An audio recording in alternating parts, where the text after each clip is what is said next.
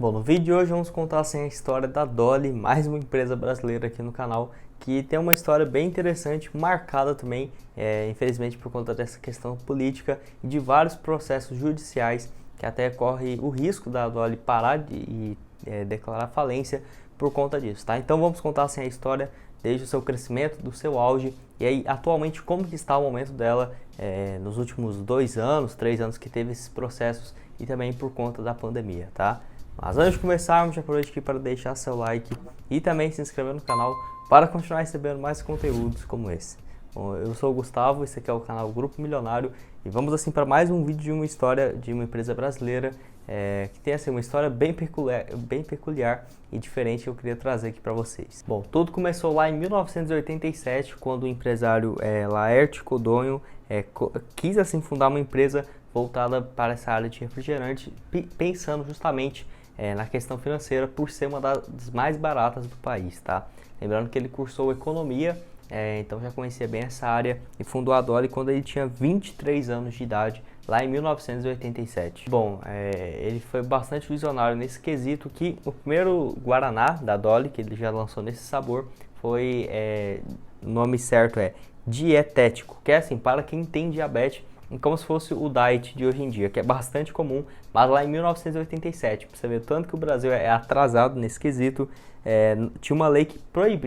proibia assim, a produção de refrigerantes dietético em 1973, então não podia fazer algo que lá nos Estados Unidos já era bem mais popular, né? E é claro que, como toda história de uma empresa no começo, foi bastante difícil para ele conseguir essa lei, onde ele acabou conseguindo depois de alguns meses, ainda em 1987, e surgiu a Diet Dolly, que tem um sabor de Guaraná, mas quando ele produziu esse refrigerante, ele ainda não pôde comercializá-lo, então embarcou assim, as vendas da bebida e só voltou ao mercado depois de uma reviravolta gigantesca, mais uma vez no processo judicial, indo aos mercados em 1988. E lógico, desde o começo já foi um sucesso, porque foi a primeira bebida da Haiti do Brasil, regularizada e tudo mais, então isso facilitou bastante para a marca, principalmente no começo, que como eu disse para vocês, é o mais complicado. E nos próximos anos seguintes, na década principalmente de 90, ela se consolidou totalmente, principalmente nos estados de São Paulo, que foi quando começou ali, principalmente na capital e nos interiores. Acrescentou outras linhas de produtos de outros sabores, como por exemplo limão, cola, laranja e também uva, que foi um grande sucesso também da companhia, mas que sempre focava no Guaraná, que era o carro-chefe da marca, tanto que hoje em dia a cada 10 Guaranás, 10 refrigerantes da marca vendido, 2 ainda são de Guaraná, então tem uma venda muito maior desde o seu início lá da fundação, que só tinha um sabor. Por conta disso foi um sucesso total, essas novas marcas surgindo no país, e a Dolly foi fundamental até para companhias como por exemplo a Coca-Cola abaixarem seus preços, principalmente ali em São Paulo, porque a concorrência estava muito forte mesmo com o surgimento da Dolly. E uma estratégia que foi fundamental para a companhia, tenho certeza que se não fosse isso ela nem teria esse crescimento e não estaria aqui hoje, foi justamente os anúncios que eles começaram a exibir a partir de 2001 em TV aberta. Nos anos 2000 a Rede TV estava crescendo bastante e eles viam uma oportunidade assim, de fazer alguns anúncios lá. Isso foi bem interessante porque assim, o fundador da companhia, seus pais e também a sua mãe, eles são, seus irmãos também são músicos, então ele facilitou bastante, pensando em um anúncio que já tinha esse tom meio que de canção e foi um sucesso absoluto, tá? E a Rede TV, que foi a primeira emissora a transmitir as propagandas da Dolly, e que mesmo com um orçamento bem baixo para aquela época, porque a empresa ainda estava apenas com 13 anos de fundação, já teve um resultado bem interessante por ser uns comerciais bem cativantes e que ficou marcado em toda uma geração. O empresário teve também a ideia de criar assim, o Dolinho, que foi o mascote da companhia, que foi um sucesso absoluto, né? Até hoje presente nos anúncios da Dolly, que não parou. E também virou um ícone nacional, principalmente em propagandas nacionais, tá? Também tem até várias zoeiras hoje em dia com Dolly, várias páginas no Instagram. Depois se você pesquisar lá, eu recomendo vocês darem uma olhada, porque realmente ficou bastante marcante, né? Em cada brasileiro por conta disso. mesmo tendo naquele início uma expansão apenas em São Paulo, você vê que a Dolly é uma marca hoje em dia nacional, mesmo em várias partes do país não chegando refrigerante. Olha que interessante. E era mais voltado para o público infantil, esses anúncios, e assim, a partir de 2001 focaram cada vez mais no orçamento em aumentar sim os anúncios, que foi bem importante para consolidar a marca aqui no país. E a partir ali de 2003 surgiram várias notícias de que o refrigerante Dolly fazia mal para a saúde e que usava substâncias inapropriadas, e isso foi espalhado por toda São Paulo em alguns pontos turísticos e também de metrô, estações importantes. E assim, a Dolly foi bastante prejudicada por isso, porque tinha uma dúvida se realmente fazia bem, se não, até porque foi uma das primeiras a acrescentar outros tipos de substâncias, como por exemplo o refrigerante Diet. Então ficava nessa dúvida gigantesca se era isso ou não. Até o próprio dono da marca disse que foi ameaçado por alguns representantes da Coca-Cola no Brasil, porque estava tendo uma concorrência direta com eles, por incrível que pareça, né? Uma empresa ali de menos de 16 anos de idade competir com uma gigante igual é a Coca-Cola. Você vê o tanto que a proporção ficou gigante para a Dolly. Mas o próprio empresário gravou alguns vídeos falando que não tinha nada disso, e realmente a Dolly sempre foi limpa nesse quesito, e fez vários outros tipos de anúncios tentando reabastecer e também conquistar a marca de novo de uma empresa limpa, que não tinha absolutamente nada daquilo que os concorrentes estavam falando, tá? E desde então surgiu uma guerra entre a Dolly e marcas como Coca-Cola, que várias propagandas a partir de 2003, também teve algumas meio que provocando uma outra, principalmente por parte da Dolly. Também teve um processo da Dolly contra a Coca-Cola, falando que eles utilizavam uma preparação obtida a partir de folha de coca, que é proibida pela lei brasileira, e que assim, acabou não dando em nada, tá? Só gastou dinheiro com advogado, e que a partir de 2005, 2006, meio que cada um deixou isso de lado e seguiu sua vida, que foi muito importante para a Dolly, porque a Dolly continuou crescendo e se tornou extremamente popular. Como eu disse aqui para vocês, em 2015, para você ter uma noção, que foi um ano, o último ano antes de ter esses escândalos que surgiu, 2015 a Dolly estava crescendo bastante, ela tinha 10% do mercado nacional de refrigerante, que se for pensar, já é um valor bem interessante por ser uma marca tão jovem e que, pô, nem se compara com gigantes igual a Ambev, a Coca-Cola, e tal feito era justamente por conta do marketing que era bem forte, especificamente na cidade de São Paulo. Para você ter uma noção, 30% das vendas da Dolly era apenas da grande São Paulo. Então, você vê que foi um público-alvo muito certo, e que mesmo em apenas alguns estados do país, a Dolly já conseguia assim, um valor bem interessante por conta disso. E como eu disse, 2015 foi o último ano bom para a Dolly, porque a partir de 2016 começou a surgir diversos problemas de processos fiscais. Para você ter uma noção, em 2016 a fábrica tinha 2.000 funcionários e espalhados por 4 fábricas no caso, e era o maior auge da companhia até então. Mas assim, foi acusado de uma sonegação fiscal que poderia chegar a mais de 4 bilhões de reais, que esses valores seriam devidos desde 1990. Então, deu uma destabilizada na empresa e também no crescimento dela, que nunca mais voltou a ser como era antes. E também assim,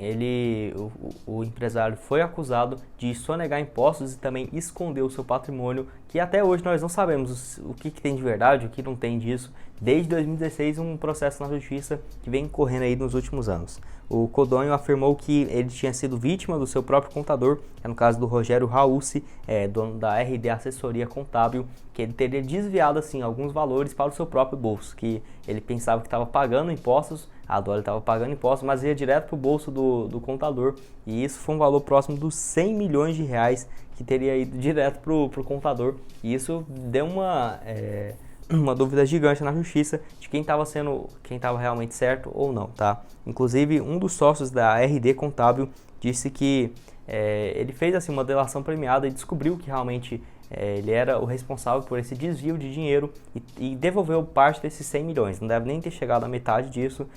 para o dono da Dolly, mas mesmo assim tinha várias outras coisas erradas dentro da companhia que começou a partir disso e que eu vou contar mais aqui para vocês. Em outra questão disso, a Dolly fez um acordo para quitar o ICMS da companhia, que ficaram pendentes durante essa operação, que era mais de 33 milhões de reais. Isso também não foi suficiente, porque em 2018 o dono da companhia, no caso o Codogno, teve parte do seu patrimônio bloqueado, inclusive invadiram a casa dele,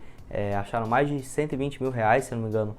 em espécie, além também assim, de alguns carros de luxo, como por exemplo uma Ferrari, avaliada em mais de 550 mil reais na época, e 4 helicópteros que era da companhia, mas estava assim no nome dele, tá? É uma casa também bem interessante, que ele vivia lá em 2018, e ele ficou, no caso, 8 dias preso, e teve uma quebra do seu sigilo fiscal, e até mesmo a prisão do empresário naquela ocasião. Nessa primeira vez que ele foi preso, ele meio que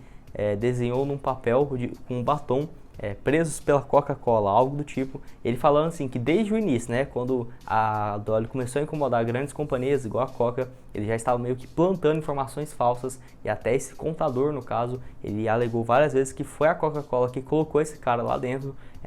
para fazer coisas erradas, que roubou mais de 100 milhões de reais oficialmente pela Dolly, um valor bem considerável, né? Teve assim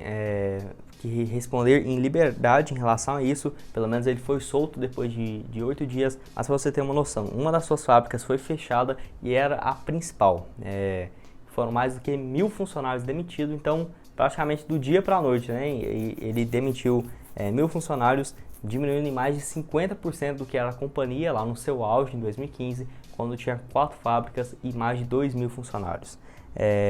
Esse processo assim que a Dolly tem hoje, desde 2018, é uma em esfera estadual e outra em esfera federal, que é a mais complicada de resolver e vai virar aí por muitos anos ainda, até ver o que tem de verdade nisso ou não. Uma das suspeitas também, além da Coca-Cola já ter feito essas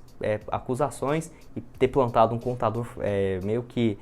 falso, pago pela Coca-Cola para fazer isso, eles até acusaram Jorge Paulo Lemann, maior acionista da Ambev aqui no país, e um dos homens mais ricos aqui do Brasil. Até vídeo meu contando a história do Jorge Paulo Lemann, que assim, tem uma história bem limpa, e ele foi acusado também de ter sido um dos responsáveis por meio que plantar falsas acusações na Dolly, porque ele é dono da Ambev, uma das maiores acionistas aqui do país, que também tem esse refrigerantes gasificados, que é chamado, né, que não são, no caso, os alcoólicos, tá? Enfim, ainda não foi confirmado nada disso, foi apenas algumas especulações que surgiram durante esses vários anos de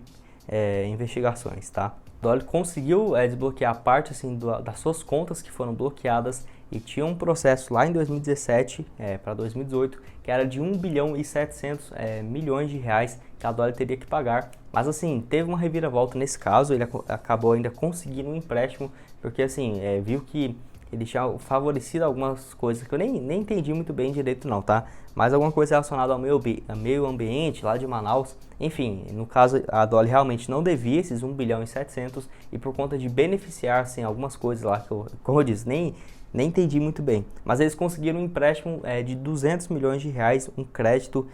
que isso foi importante demais, uma vitória para a Dolly, porque se não fosse por esse valor, dos 200 milhões de reais, e também ter se livrado dessa dívida de 1 bilhão e 700, tenho certeza que a Dolly não estaria aqui hoje em 2021, só se fosse comprado por outra companhia ou mudado de nome, tá? Outubro de 2020, a última matéria que temos notícias sobre assim, o empresário, foi determinado que poderia caçar 42 milhões e 500 mil reais nos cofres do empresário, mas quando foi ver as contas dele pública, ele tinha apenas 16 reais, tá? Esse que é um valor que ele vai ter que pagar nos próximos anos, sem dúvida, já que já foi determinado pela justiça. Inclusive, ele já tinha uma dívida de 77 milhões de reais, que foi feito um acordo para parcelamento ao longo dos anos, que em breve também vai ter que pagar, que pelo menos em relação a isso, ele diz que já chegou a um acordo com a justiça e está pagando assim as parcelas. Enfim, o empreendedor que hoje está com quase 60 anos de idade, ele é acusado de sonegar 4 bilhões de reais de impostos ao governo estadual e federal nas últimas 2 décadas praticamente. Então, você vê um valor de 4 bilhões de reais é totalmente inviável comparado ao tamanho da Dolly hoje. E vamos ver o que vai ser definido em relação a isso. Será que vai pagar? Em quantos anos seria que um valor gigantesco desse seria ali em vários, tá? Em abril de 2018, as suas contas pessoais foram bloqueadas e tratava-se de um valor de 1,5 bilhões de reais bloqueados, que era tanto assim nas contas pessoais dele e também na Dolly, que utilizava como, por exemplo, fluxo de caixa. Então, é algo até complicado de saber quanto que ele tem realmente de patrimônio. É lógico que o cara é milionário mesmo, o valor da Dolly já chegou a valer mais de R$ 1 bilhão, logicamente, e assim, vamos ver o que vai ser a solução desse caso, porque ainda tem uma incógnita muito grande se ele está errado nessa história, que já foi determinado que fez coisa errada, sim, e qual que vai ser o futuro da companhia, que infelizmente ainda parece ser muito incerto. Ele que tem 2 filhos, tá? E de acordo com uma entrevista da Veja de São Paulo, eles têm interesse de seguir nessa área e assumir o controle da firma, que é no caso uma filha, a Lorena, de 19 anos, e o outro, o Bernardo, de apenas 14, pelo menos quando estou gravando esse vídeo, no caso são os sucessores da Dolly. Enfim, a Dolly que não tem seus números divulgados, porque não é uma empresa também de capital aberto, eu nem acho que seria interessante, por exemplo, mesmo sendo de capital aberto, né, se eles fizessem algo do tipo, teria que divulgar os valores de lucro e tudo mais, isso eu acho que pegaria muito mal, porque teria uma sonegação de imposto, várias cobranças da justiça, e eles, sei lá, divulgassem um valor de faturamento de 40 milhões de reais de lucro no primeiro trimestre, aí todo mundo ia ficar meio que em dúvida se iria cobrar esse valor ou não. Então até que isso é interessante, meio que ocultando quanto que a empresa tem de faturamento por ano, tá? E como eu disse, não dá para saber o valor de quanto que vale a Dolly, porque nunca foi de divulgar isso, esses balanços, mesmo quando estava bem a companhia sem esses processos, e também do seu dono, no caso o Codorno também não tem um valor estipulado de patrimônio em 2020 e 2021. A Dolly que ainda continua com as suas propagandas muito forte, tem vários, por exemplo, eu tô gravando esse vídeo, né? Teve o Dia dos Pais, que eu vi vários anúncios dele também passando na televisão. Ainda é uma marca mais presente no sudeste do país. Eu mesmo, a primeira vez que eu tomei Dolly na vida foi em São Paulo, quando eu fui lá, do Dolly Guaraná. Realmente muito bom mesmo. É uma marca que, se não fosse por esses processos aí em 2015, 2016, tenho certeza que poderia estar com uma expansão bem maior nos dias de hoje, ou até mesmo ter sido comprado por uma gigantesca aqui do país, porque já estão incomodando demais. Eles que têm pouca presença no digital, eu reparei isso. Se você for pesquisar lá no Instagram mesmo, Dolly não tem uma conta deles oficial, e tem vários outros tipos de Dolly lá, tipo, você vai ver Dolly Dicas, Conselhos do Dolinho, vários outros tipos de coisa assim. O boneco da marca, né, o personagem, meio que um tom mais de engraçado mesmo, mas nada oficial. Achei interessante que no YouTube eles têm um canal sim oficial, tem mais de 71 mil inscritos, 32 milhões de visualizações no total, somente assim com a maioria de anúncios, né, da companhia, com alguns chegando a 1 milhão, 1 milhão e meio de visualizações, que são também que eles fazem anúncios dentro da plataforma. Então isso eu achei bem interessante, algo que eles focaram também nos anúncios, mas como o público de televisão caiu bastante nos últimos anos e até é mais caro, investiram também no digital, presente no YouTube aqui com mais de 71 mil inscritos e 700 mil visualizações por mês. Um número bem interessante por se tratar de uma marca que está presente apenas no Sudeste, tá? Enfim, vocês, o que acham assim, o que acharam a respeito dessa história? Você acha que a Dolly tem risco de falir? Você acha que não? Deixa aqui a sua opinião nos comentários que eu quero saber, tá? Bom, esse foi o vídeo, espero que tenham gostado. Não esqueça de deixar seu like também e se inscrever aqui no canal. Muito obrigado a todos por terem assistido até aqui e até mais, valeu!